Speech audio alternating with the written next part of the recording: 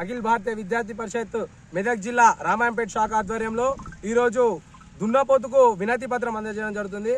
ఎందుకంటే తెలంగాణ రాష్ట్రంలో విద్యా సంవత్సరం మొదలైనటువంటి 20 రోజుల నుంచి జిల్లాలో ఉన్నటువంటి మెదక్ జిల్లాలో ఉన్నటువంటి విద్యాధికారి విద్యారంగం పైన, విద్యార్థి స్థితిగతుల పైన, అలాగే ప్రభుత్వ పాఠశాలల పైన ఎలాంటి చర్యలు తీసుకుంటలేడు, ఎలాంటి స్పందన లేదు. కాబట్టి అతని స్పందన దున్నపోతు మీద వర్షం పడ్డట్టుగా ఉన్నది. కాబట్టి ఈరోజు అతనికి ఇచ్చే బదులు దున్నపోతుకే ఇచ్చింది మేలని ఏబీవీపీ రోజు దున్నపోతుకు వినతి పత్రం అందజేయడం జరుగుతుంది.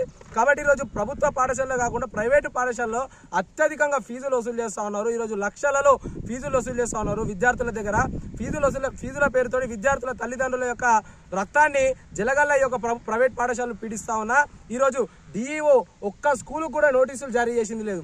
అలాగే ఈరోజు ప్రభుత్వ నిబంధనలకు వ్యతిరేకంగా ప్రైవేట్ పాఠశాలలో అక్రమంగా అధిక ధరలతోటి పుస్తకాలు విక్రయిస్తూ ఉంటే ఈ సమాచారం డిఓ గారికి ఫోన్ ద్వారా కావచ్చు, లెటర్ ద్వారా కావచ్చు అందించిన ఇంతవరకు ఒక్క స్కూలుకు కానీ ఒక యాజమాన్యానికి కానీ నోటీసులు జారీ చేసినటువంటి దాఖలాలు మెదక్ జిల్లాలో. కాబట్టి డిఈఓ గారు మీ యొక్క ప్రవర్తన ఏదైతుందో ఈ ప్రవర్తనను మార్చుకొని మీరు ఒక డిఈఓ అనే విషయాన్ని గుర్తుపెట్టుకొని మీ యొక్క పనితీరును సక్రమంగా కొనసాగించాలి.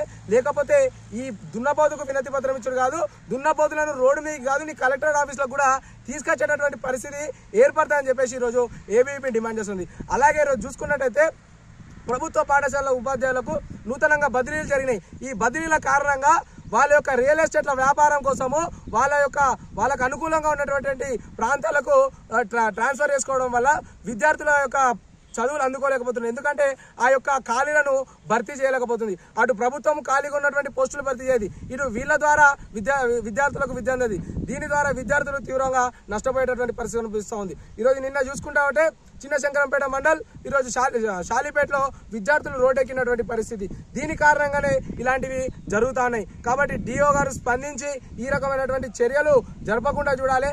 అలాగే ప్రైవేటు పాఠశాలలను అనగదొక్కేటటువంటి విధంగా ప్రయత్నం చేయాలి. అంతేగాని ప్రైవేట్ పాఠశాలలకు తొత్తులుగా పనిచేసేటటువంటి వ్యవహారాన్ని డిఓ గారు మార్చుకోవాలని చెప్పేసి ఈ సందర్భంగా మేము డిమాండ్ చేస్తున్నాం. ఇంతేకాకుండా ఈరోజు డిఓ గారు ఇంతటి కూడా స్పందించి యాక్షన్లు తీసుకోకపోతే ఉద్యమము ఉధృతమై ఎవరి కంట్రోల్లో ఉండదని చెప్పేసి సందర్భంగా తెలియజేస్తూ డిమాండ్ చేస్తా ఉన్నాం. జై హింద్, జై భారత్.